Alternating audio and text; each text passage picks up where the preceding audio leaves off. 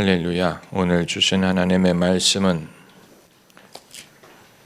사도행전 10장 9절부터 23절까지 말씀입니다. 사도행전 10장 9절부터 23절까지 제가 한 절, 여러분이 다음 절 교독하는 방법으로 읽겠습니다. 이튿날 저희가 행하여 성에 가까이 갔을 그때 베드로가 기도하려고 지붕에 올라가니 시간은 제6시더라.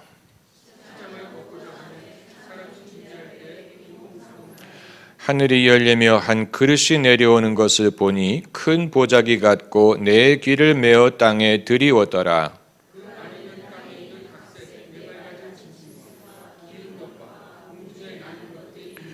또 소리가 있으되 베드로야 일어나 잡아먹으라 하거늘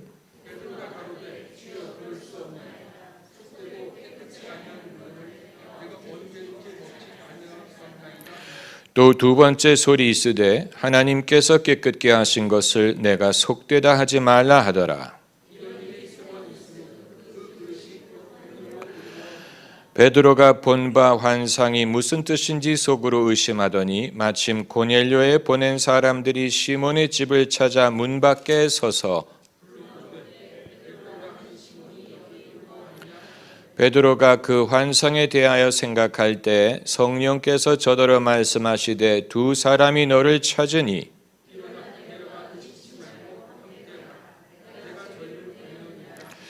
베드로가 내려가 그 사람들을 보고 가로되 내가 곧 너희의 찾는 사람이니 너희가 무슨 일로 왔느냐.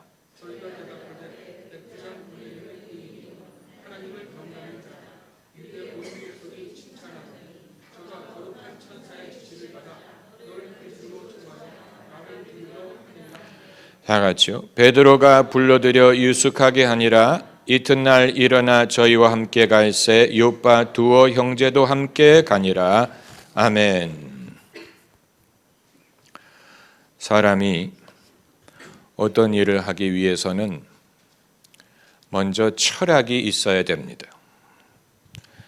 비전을 말하는 사람들은 많아도 철학의 중요성을 말하는 사람들은 별로 없습니다. 그러나 지도자는 국가의 지도자든 기업의 지도자든 철학적인 사고를 할 줄 알아야 됩니다. 알렉산더 대왕이 세계를 정복한 데는 여러 가지 이유가 있었지만 자기의 철학이 있었기 때문에 그 일을 한 것입니다. 소위 글로벌라이제이션, 전례가 없는 세계화에 대한 철학을 알렉산더 대왕이 갖고 있었습니다. 동서의 여러 민족, 여러 인종, 여러 문화, 여러 언어를 가진 사람들끼리 섞어야 되겠다라는 철학을 알렉산더가 갖고 있었습니다. 실제로 그의 장군들 중에는 정복지의 여성과 결혼을 해서 국제 가정을 이룬 사람들이 많았습니다. 그 오래전에 알렉산더에게 철학이 있었고 그 철학이 있었기 때문에 자기가 어떤 일을 해야 될지를 알 수 있었던 것입니다. 맥심이라는 발명가가 있었어요. 맥심은 커피의 브랜드로만 알려진 것이 아니고 기관총의 이름입니다. 맥심 기관총. 맥심이란 사람이 기관총을 개발한 데에는 철학이 있었어요. 전쟁을 속히 끝낼 수 있는 방법이 필요하다라고 생각을 했습니다. 어떻게 기관총이 전쟁을 빨리 끝낼 수 있다는 말이냐? 살상력이 뛰어나기 때문에 전쟁을 속히 끝내고 평화를 되찾으리라고 생각한 것입니다. 다만 맥심의 생각대로 된 게 아니고 오히려 기관총의 발명이 전쟁이 더 길어지는 결과를 낳기는 했지만 오펜하이머 박사, 미국의 맨해튼 프로젝트에 관여했던 핵물리학자 오펜하이머 박사가 미국의 핵폭탄의 비밀을 소련에 전달했어요. 다 알려진 일입니다. 그렇게 한 데는 철학이 있었어요. 오펜하이어가 보기에 이 가공할 무기를 한쪽만 보유하게 되면 반드시 그것을 사용하리라 하고 생각을 했어요. 이 가공할 무기가 사용되는 것을 막으려면 양쪽이 다 핵무기를 보유해야 되리라고 생각을 했어요. 그 철학 때문에 오펜하이머가 나라를 배신하고 소련에다가 이 기술을 전달한 거예요. 그런데 그의 생각이 맞았어요. 양쪽 진영이 다 가공할 무기를 가졌기 때문에 무서워서 이 무기를 쓰지 않은 것입니다. 이 저의 선교 계획에 대해서 여러분 이제 듣기에 좀 지루하실 것입니다만은 저도 철학이 있었기 때문에 이 생각을 할 수 있었던 것입니다. 저의 철학은 종말론의 변화였어요. 종말론에 대한 새로운 깨달음이 이 선교에 대한 비전을 낳은 것입니다. 종말론, 막연히 예수님이 곧 오시리라고 생각하는 것이 세계 선교의 전략을 세우는데 도움이 되지 않는다고 생각했습니다.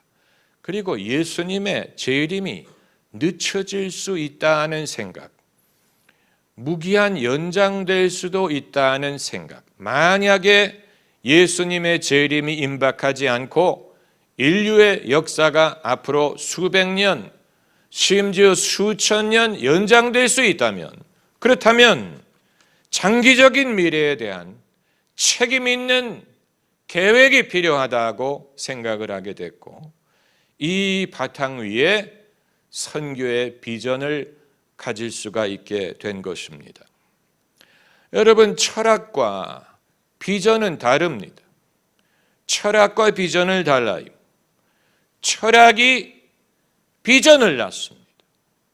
우리가 젊은이들에게 비전의 필요성을 강조하는 것만으로는 그들이 비전을 갖지 못합니다. 철학을 가질 수 있어야 됩니다. 진로에 대해, 직업에 대해, 돈에 대해, 일에 대해, 국가에 대해, 나라가 나아갈 길에 대해 철학이 있어야 그 철학이 모태가 돼서 그렇다면 내가 이런 일을 할 수 있겠다라는 비전을 얻을 수가 있는 것입니다. 이 철학을 어떻게 얻느냐? 교육을 통해 얻습니다. 교육의 필요성이 여기에 있고 훌륭한 멘토의 필요성이 여기에 있습니다. 저는 초등학교 5학년 담임 선생님이 뜻외에 저에게 철학을 많이 심어주셨어요. 저는 그 당시에 5학년 때 교과 과정은 거의 기억이 나지 않지만 선생님이 별도로 수업 시간에 해주신 말씀에 영향을 많이 받았습니다. 그 중에 아직도 기억나는 것은 제 생각에는 이병철 씨의 철학을 선생님이 전달하신 부분이 있었다고 생각을 합니다. 이 일을 효율적으로 하는 방법에 대해서 이 근무 중에 예를 들어서 근무 중에 페이퍼 클립을 떨어뜨렸다. 그러면 바쁠 때 그걸 찾지 말고 일이 끝나서 한가해지면 그때 찾아라. 저는 그게 아주 기발한 아이디어로 와닿았고 사람이 자기의 일을 경영하고 자기의 기업을 경영하는 데 있어서 그런 노하우와 지혜가 있다는 사실이 저를 놀라게 하고 그리고 뭔가 제가 할 수 있는 일에 대한 철학을 갖게 했다고 생각이 됩니다. 그것이 이제 목회자가 되게 한 것은 아니지만 같은 일을 하더라도 더 잘하는 사람, 더 훌륭하게 하는 사람의 차이점이 그런 데서 있을 수가 있겠구나. 뭔가 이 세상에 비결이 있는 것을 발견한 그런 느낌이었어요. 모든 사람이 다 똑같은 철학을 가진 것은 아닙니다. 왜 사람들이 똑같이 예수님을 믿고 예수님을 섬기더라도 비전이 서로 다르냐? 비전이 다른 이유는 철학이 다르기 때문. 철학은 자기가 고의로 갖는 것입니다. 그리고 아마 신앙생활을 시작하는 그 시점부터 그 철학을 갖게 되는지도 몰라요. 그 철학은 일찍 갖게 되는 것이라고 저는 생각합니다. 자기가 어떤 철학을 갖고 있는지 스스로 모르는 경우도 있습니다. 저는 미국과 캐나다의 한인교회에서 목회를 할 때 제가 느꼈던 것 중에 하나는 주일 오전 시간이 미국에 사는 한인들이 제일 경계되는 시간이라는 사실을 알았어요. 그 말은 한인들만이 모이는 시간이기 때문에 평소에는 다른 인종과 섞여서 학교를 다니고 직장을 다니고 사는데 주일 예배 드리는 시간만이 유일하게 한인들만이 모이는 시간. 그래서 그 예배당에 밖에 있는 사람들과 아무런 상관이 없는 모임이라는 사실을 깨닫게 되었습니다. 그 교회 밖에 누가 있든 멕시칸이 살든 흑인이 살든 백인이 살든 인디안이 살든 누가 살든 간에 주일날 그 예배당 안에서 일어나는 일이 예배당 밖에 있는 사람들과 아무 상관이 없다는 사실이 저를 슬프게 했고, 이것처럼 하나님을 제한하고 우리의 믿음을 제한하는 일이 없다. 어떻게 우리가 우리의 신앙으로 모일 때 가장 세상으로부터 격리될까? 우리가 이 안에서 뜨겁게 찬양하고 주님을 경배하는 것과 바깥에 있는 사람과 아무 상관이 없는 이처럼 격리되는 일이 어디 있을까? 그것이 저의 가장 큰 불만이었어요. 우리의 믿음을 제한한다라고 생각했어요. 그래서 그 불만을 해결하기 위해 제가 무엇을 했는지 아세요? 한국으로 왔어요. 왜냐하면 한국에서는 예배당 안에서 일어나는 일이 밖에 있는 사람과 상관이 있잖아요. 상관이 있죠. 그리고 저는 그 철학을 쫓아서 이제 다시 외국으로 가려고 합니다. 이유는 똑같아요.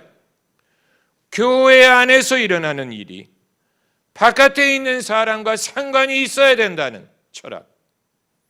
교회 안에서 일어나는 일이 밖에 있는 사람과 상관이 당연한 거죠. 그건 당연한 거예요.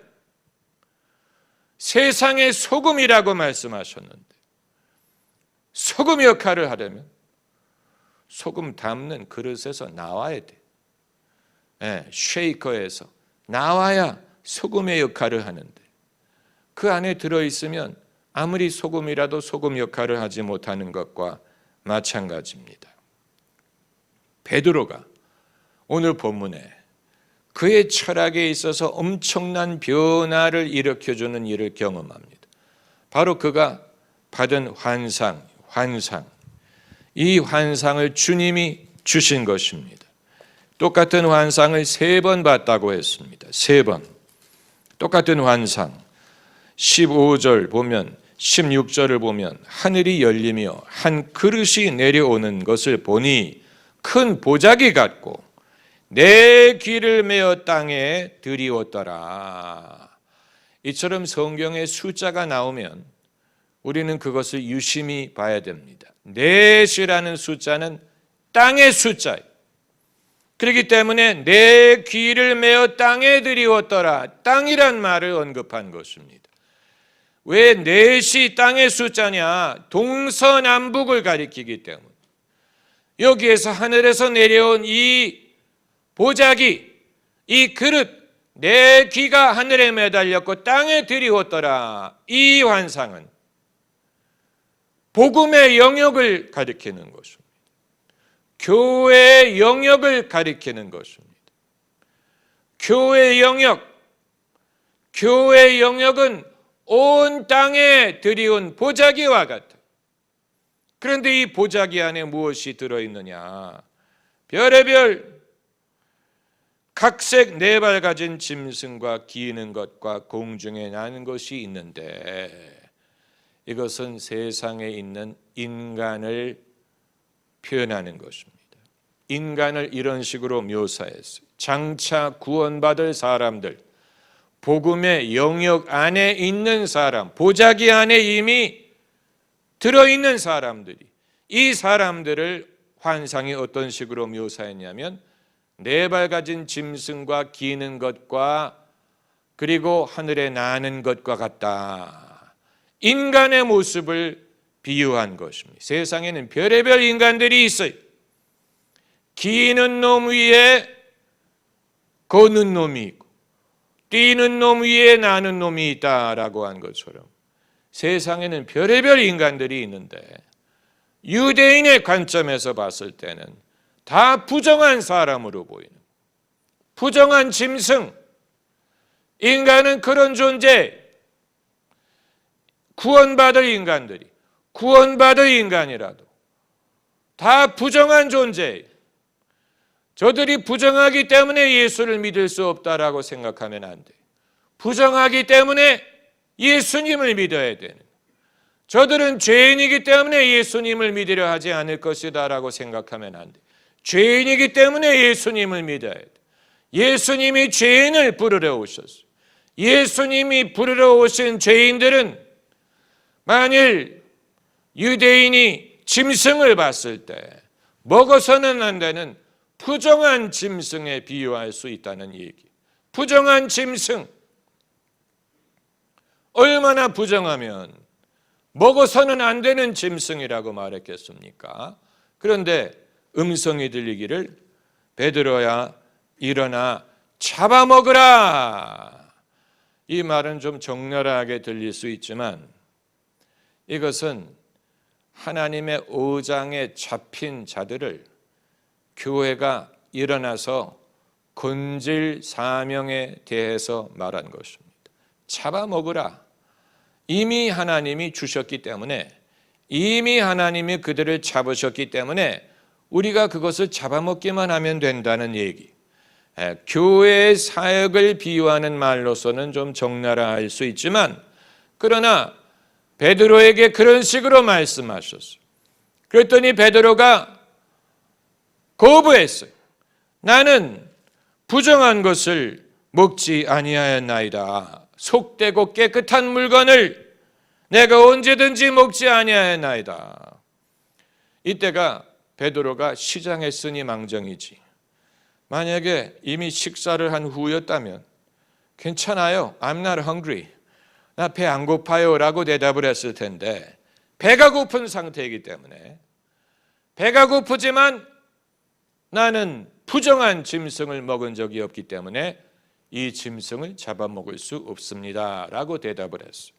그랬더니 음성이 들리기를 하나님께서 깨끗게 하신 것을 내가 속되다 하지 말라. 놀라운 계시의 말씀. 이 말씀의 신학적인 뜻을 우리가 다 아직 이해하지 못합니다.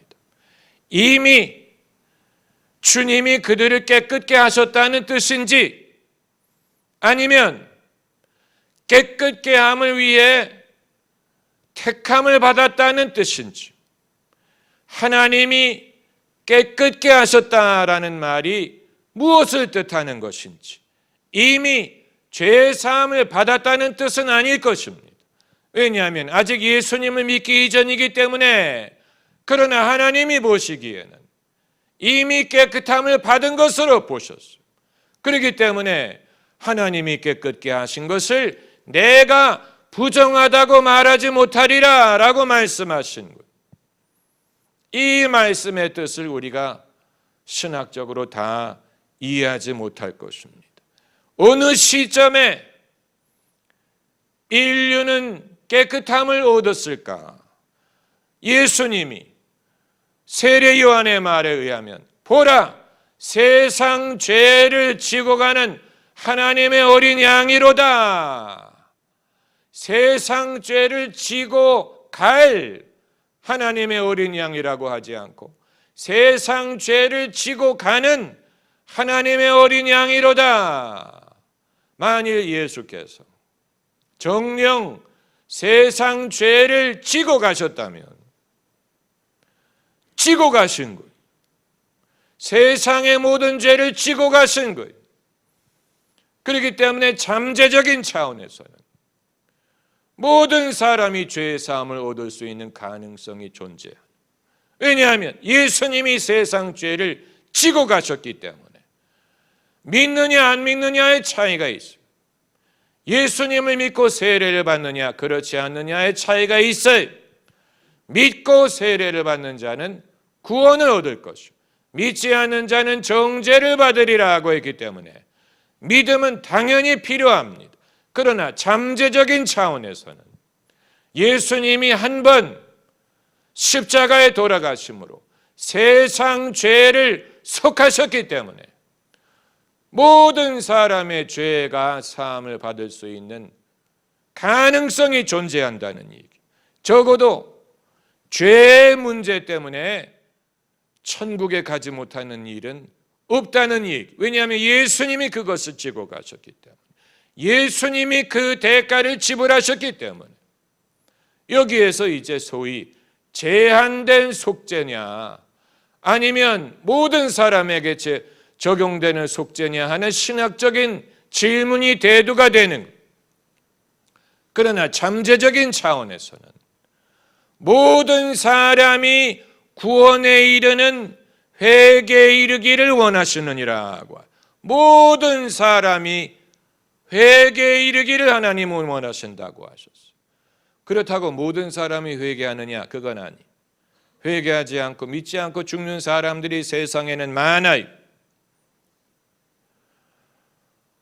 그러나 적어도 베드로에게 말씀하실 때는 이 보자기 안에 있는 이 잠재적인 구원받을 사람들에 대해서 하나님이 말씀하시기를 하나님이 깨끗게 하신 것을 내가 부정하다 말하지 못하리라. 그건 마치 뭐와 같으냐면 여러분의 자녀에게 누가 애가 저렇게 못생겼어요 이렇게 말하면 얼마나 속상합니까? 얼마나 속상합니까? 여러분의 자녀에게 애가 저렇게 못생겼어요. 그건 자기 자신에 대한 모욕이, 그렇지 않아요. 부모에게 모욕하는 것 마찬가지죠. 아무리 애가 못생겼더라도 누가 못생겼다고 말하면 그럴 자격이 없죠. 하나님도 당신이 이 보자기 안에 가둔 이들에 대해서 베드로가 더럽다, 추하다라고 말하는 것을 허락하지 않은 것. 하나님이 깨끗게 하신 것을 사람이 부정하다고 말하지 못하리라. 이것이, 이 환상이 베드로의 사역의 운명을 좌우하는 철학을 낳았어요. 철학에서 비전이 나온다고 말씀드리는 이유가 여기에 있습니다. 사람이 철학이, 이 비전이라는 것은 구체적인 것입니다. 구체적인 계획을 말하는 것입니다. 사람이 애초부터 구체적인 것을 계획하는 것은 불가능합니다. 어떻게 구체적인 것을 생각하겠습니까? 아직 세상에 어떤 기회가 있는지도 모르고 세상에 어떤 직업이 있는지도 모르고 장차 어떤 무슨 기회가 있는지도 모르는 사람이 어떻게 구체적인 비전을 가질 수가 있습니까? 그러나 비전을 갖기 이전에 철학을 가져야 그 철학에서 이제 앞으로 어떤 일을 할 수 있고 어떤 일을 해야 되겠구나 하는 비전을 가질 수가 있는 것입니다. 이것이 베드로에게 그의 사역을 좌우하는 철학이 됐어요. 그래서 최초로 사도로서는 최초로 이방인의 집에 찾아가서 복음을 전하고 그들에게 세례를 줄 수 있었던 이유는 바로 이 환상 때문. 베드로가 누구하고 의논한 게 아니에요. 사도들과 의논한 게 아니에요. 의논하는 일은 나중에 와요. 나중에 사도들이 네가 이방인의 집에 가서 같이 먹었다며 같이 교제했다며 문제를 제기하죠. 그때 가서 그 문제를 논하게 될 것입니다. 그러나 이 환상을 받은 후에 베드로는 성령이 자신을 인도하신다는 것을 믿고 이방인이 그를 불렀을 때 그 집에 찾아가서 복음을 전했어요. 그러니까 베드로로 하여금 하나님의 놀라운 가능성을 받아들일 수 있는 그 준비 작업을 이 환상을 통해 한 것입니다. 여러분, 우리 모두에게는 이런 경험이 필요합니다. 베드로가 이미 예수님과 3년 반을 같이 지낸 사람, 이미 많은 걸 배운 사람이 이제 더 이상 배울 게 없는 줄로 생각을 했을 텐데, 이 경험을 통해서 이전에 이미 예수님이 말씀하셨지만 실감하지 못했던 너는 모든 족속으로 제자를 삼아라. 온 천하를 다니며 만민에게 복음을 전파하라. 동서에서 많은 사람들이 와서 아브라함과 이삭과 야곱의 자리에 앉으려니와 그 나라의 본 백성들은 바깥 어두운 데에 쫓겨나리라. 이미 예수님이 말씀하셨지만 실감하지 못하고 깨닫지 못했던 것에 대해서 이제는 주님이 어떤 뜻으로 말씀하셨는지를 알고 그것을 순종할 수 있는 준비가 된 것입니다. 이제 이 보자기, 이 하늘의 네 귀가 이 매의 땅에 들이운 큰 보자기, 여러분, 이것이 장차 구원받을 예수 그리스도의 의장이라고 보면 됩니다. 여러분, 사람들이 구원받기 전에 고넬료처럼 의롭고 경건하고 착하면 얼마나 좋겠어요. 그러나 그런 사람들은 소수고 이미 아직 구원받을 사람들 중에는 별의별 사람들이 많아요. 별의별 사람들. 우리도 한때 그 중에 하나였어요. 아마 아직도 그런 류에 속한 사람이 있을 수 있어요. 우리도 한때 그런 사람이었어요. 만약에 세상에 의로운 사람들만 구원을 받을 수 있다면 구원받을 수 있는 사람은 극소수이고 극소수. 믿기 이전에 그 사람의 외모를 보고 판단하면 안 돼요. 저 사람은 이런 사람인 것 같기 때문에 믿을 것 같지 않다. 저 사람은 저런 사람이기 때문에 믿을 것 같지 않다. 안 믿을 것 같은 이유가 사람들에게 많아요. 그걸 가지고 그 사람을 판단하면 안 돼요. 적어도 복음의 영역은 넓습니다. 할렐루야. 복음의 영역은 넓어요. 주님이 이미 가둬놓은 사람들이 많아요.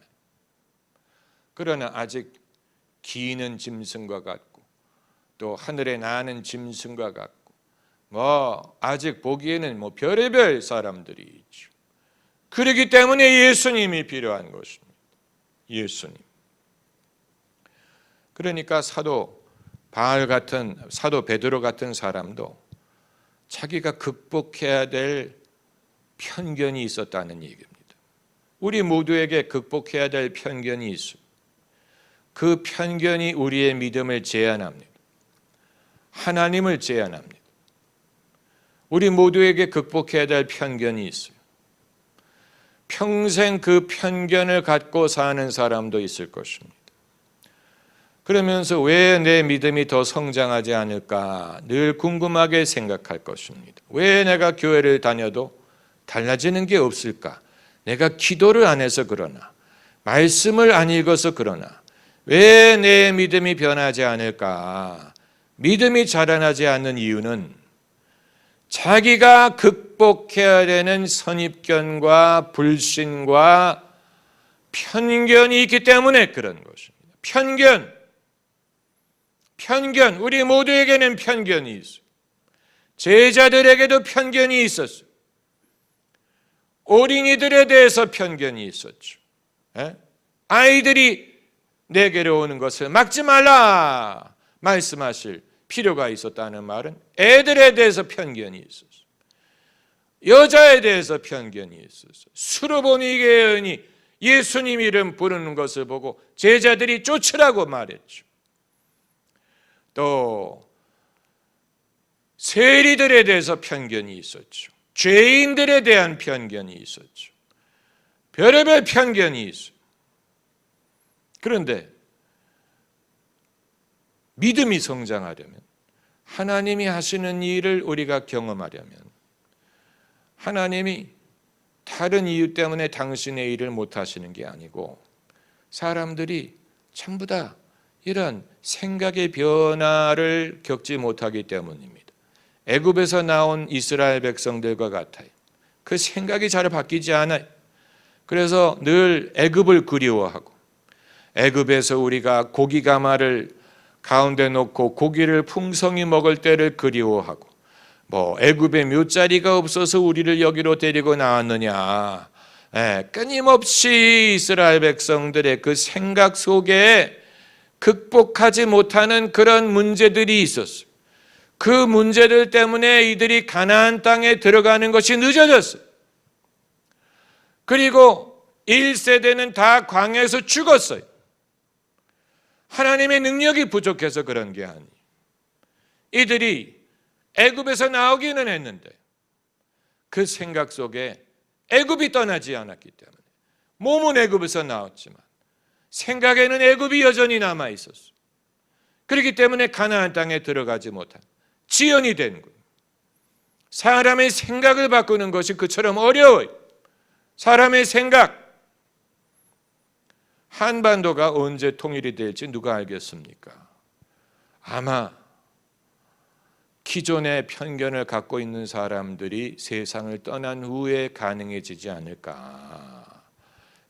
북한이든 대한민국이든 서로에 대해서 편견을 갖고 있었던 사람들이 세상을 떠난 후에야 가능해질지 몰라요. 지금은 가능한 것 같지 않아요.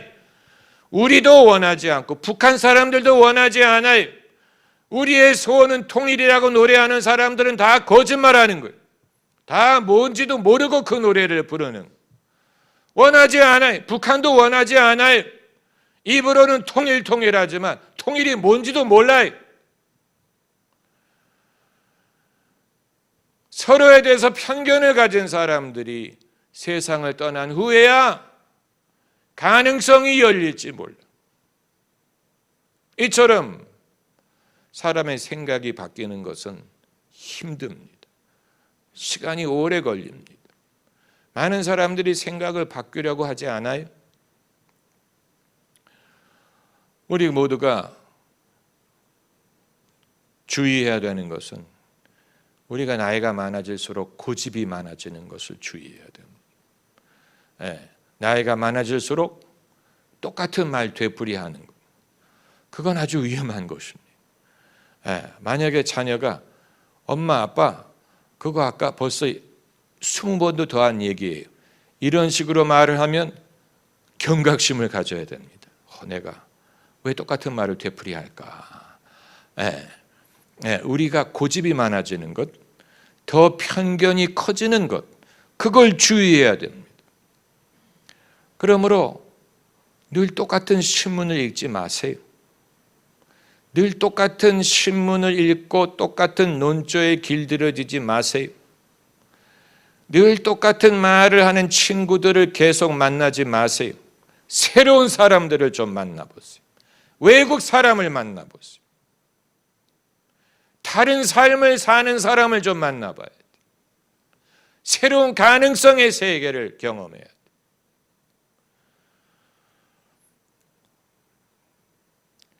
철학. 이 철학은 교육을 통해 얻습니다. 하나님의 말씀이 우리의 교육이 됩니다. 말씀을 통해서 하나님의 방법을 발견하고 하나님께서 당신의 일을 사람 삶 속에 하시기 전에 어떤 준비를 하시는지를 찾아봐야 됩니다. 다윗이 골리앗과 싸워 이기기 전에 다윗이 어떤 경험을 했었는지, 곰과 사자와 싸워 이긴 경험이 있었죠. 아버지의 양을 지킨 경험이 있었어요. 그 경험을 바탕으로 이스라엘의 양을 지키는 목자가 된 것입니다. 모세에게 선지자가 되기 이전에 어떤 경험이 있었는지, 엘리야 선지자가 갈멜산에서 바알의 선지자들과 대결을 하기 전에 어떤 경험이 있었는지, 베드로가 예수님의 제자가 되기 이전에, 사도가 되기 이전에 어떤 경험이 있었는지, 어떤 실패를 경험했는지, 그게 주님이 그 사람을 준비시키는 거예요. 인격을 준비시키고 믿음을 준비시키는 것뿐만이 아니고 철학을 준비하게 하시는 거예요. 철학적인 바탕, 생각의 바탕, 생각을 할 게 아닙니까? 경험을 통해 생각을 하게 될 게 아닙니까? 그 바탕 위에 하나님이 하시는 이 일을 가능하게 하시는. 그러므로 우리는 우리 자신에게 나는 나의 경험을 통해 무엇을 배웠을까? 나의 철학은 그동안에 어떤 식으로 변화했는가? 나의 철학은 무엇이고 하나님은 어떤 일을 행하기 위해서 내가 이런 생각을 하게 하셨을까를 곰곰이 생각을 해봐야 됩니다. 비전이 보이지 않는다고 말하는 사람은 비전을 찾으려고 하지 말고 자기의 철학을 먼저 생각을 해봐야 됩니다. 인생, 신앙, 일, 사랑, 가정, 하나님의 나라, 복음, 교회에 대해서 나는 어떤 철학을 갖고 있는가? 남이 갖지 못한, 나만이 가진 철학이 무엇인가? 거기에서 우리는 우리가 질문하는 것의 답변을 찾을 수가 있고 그 바탕 위에 우리의 인생의 사명을 이룰 수 있습니다. 할렐루야. 기도하십시다.